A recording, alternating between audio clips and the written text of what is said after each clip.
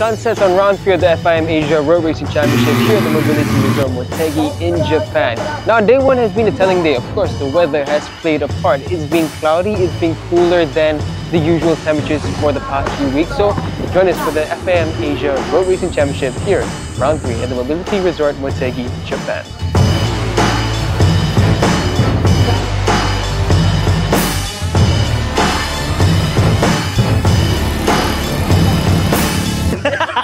Ayan, Jowo. Saan tayo, boss? Andito tayo ngayon sa Mobility Resort dito sa May Motegi. Ano meron, boss? Siyempre, isusupport natin yung Team Philippines, Evo 4S1M Racing Team. Yamaha, Evo 4S1, Evo, 4S1M. Tagal na yan eh. Yes. Andito tayo para isupport ang Team Philippines 4S1M Evo Yamaha Racing Team. Very excited na ako, boss, ha? Kasi last time nag-champion tayo dun sa Sugo. Sa Sugo yun, last time, ha? 2023 tayo, nag-number 1 kasama si J.E. Engito. Yes. Siyempre, gamit niya ang Evo helmet natin, di ba? Boss, ngayon, ano mangyari, boss? Pagdating sa loob, ano mangyari, boss? Let's go! Let's go! Support natin! Team Philippines! Laban! Puso! Iba.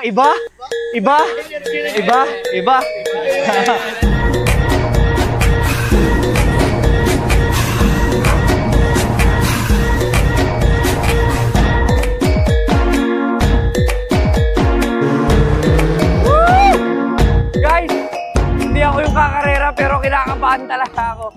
First time ko makakapanood ng karera, lalong-lalo na dito sa ARRC.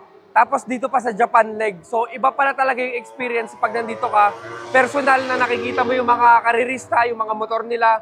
Personal mo nakikita yung paddock, kumbaga up close, nakakapunta ka sa mga karirista, nakakausap mo sila.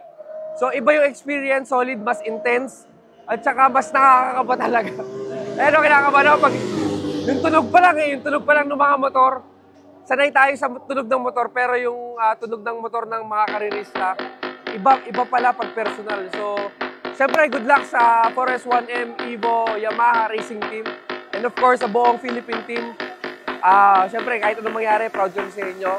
Good luck, Evo number 1.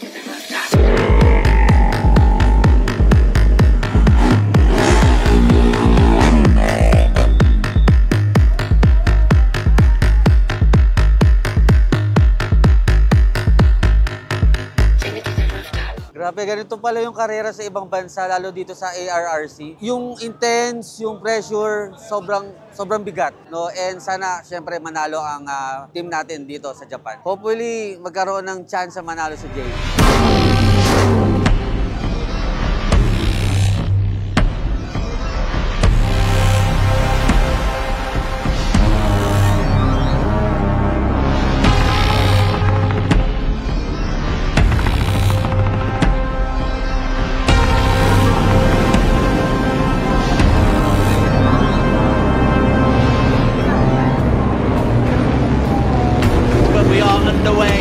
Race number 1 and a fast start from Husnizano Fauzi, but a good recovery, it must be said, from Pop. Is Rick Dead, the opposite engineering team.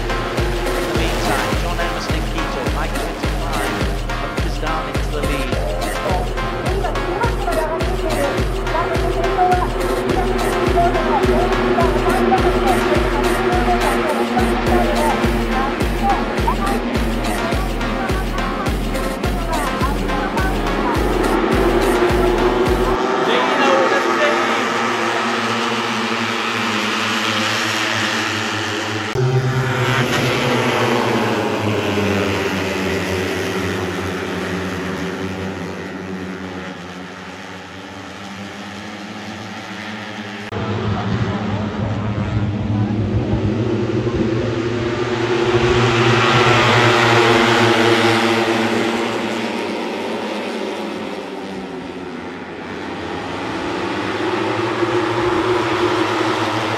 Back into the front. We've got a left, a right, and a long sprint for home. This is the race on the line. Couple of 100 meters to go. We're into the final straight now. Dimas Juliet Moko is chasing this one. The race is on. Akira Aziz is chasing, and the victory goes to Husni Zainal for the 4th time in 5, ahead of Fahmi Basan and Aditya Fauzi.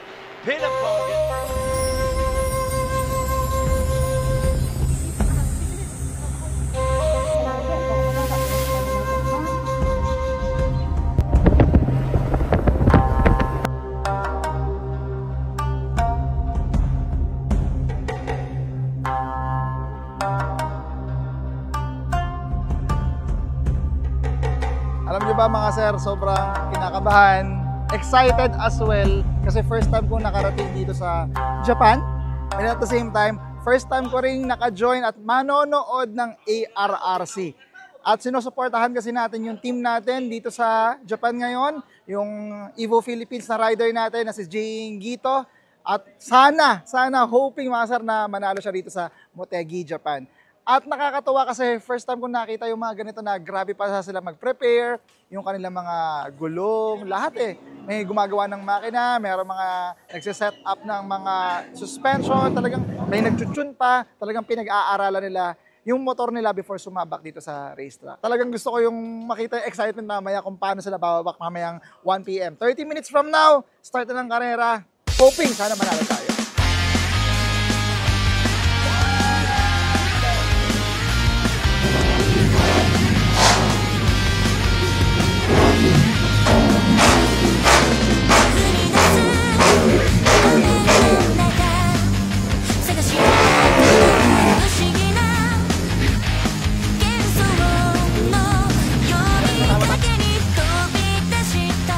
Malapit na siya mag-start. Grabe na yung kaba ko. Good luck, Jay. Focus lang. Bring home the bacon para sa Pilipinas at sa mga iba pa nating racers dito na Pilipino. At itong laban na to, ha. Let's go!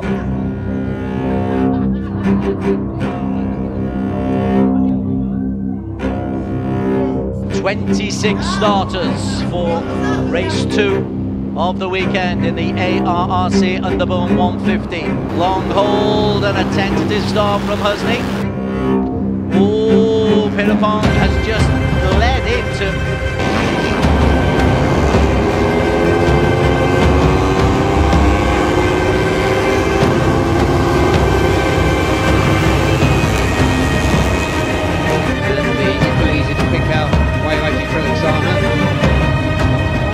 to the back of that long lap second time.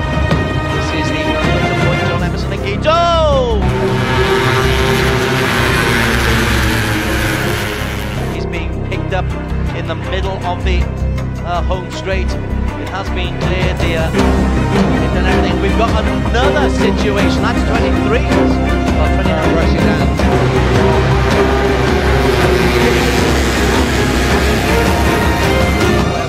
Down, Nazarul down, and he's taken down Aditya Fauzi as well. Who missed the exit. Stuff as we come around the final 2 left-handers, and then we've got the long break for home, and it is Ricky Ibrahim who is leading the way. Ricky Ibrahim, but he's got people right on his tail, including Husni Zainal. Ricky Ibrahim desperate, who tries to hold on, but instead the victory goes to Husni Zainal Fauzi. 5 out of 6. Incredible. Guys, sayang talaga yung last turn. May chance sana tayo doon, kaso talagang pakpakan. So nasingitan lang talaga si JE. Pero malaki ang chance natin doon. Sobrang ganda ng laban at sobrang ganda ng pinakita ng laban ni JE Ingito. So susunod ulit, yung Philippines. Let's go. Hindi ako nga boss, gano'n na nga rin ginagawa ko sa ikot. Pares na tayo ng motor, pares na tayo ng power motor. Kumbaga kung anong gagawin mo laro, sasabay na ka sa laro mo. Pumunta ka sa pinakalikuran, pumunta rin ako sa pinakalikuran. Alam ko yung kaya ng capacity ng motor ko, ng ilang bike na yung kaya ng kainin eh. Kaya iginit na ako talaga eh. Kumbaga ako, lumagay na muna sa safety hanggat yung mga ilang corner pa yung nakitira. So ngayon, doon ako ilagay ko sa safety. Ilang corner pa naman eh. Kung may gawin kayo mga bagong moves nyo, gumawa kayo ng way nyo sa susunod na corner. Kumbaga, meron na ako naka-ready para dito sa susunod na corner, nakabang na ako. Kailangan mo umiwas agad. Pagka hindi talagang sumapul ka, talagang may pagkakalagyan ka eh. Minsan maduduling ka eh. Puta, nasan yung motor? Nasan yung motor? Nasan yung tao? Nasan yung tao? Sayang, Russia bike, timing 10. Dot. Cut. We just changed the last name when we prepared the engine. We did the new, but sometimes we don't know for the quality. Sometimes we got the bad quality lah. That's 유대대로 데모 불에 나의 쇼텐 히토리 나꼴 다시 쇼준 사람 멜 실은 나의 안고 뭐 어머 왔어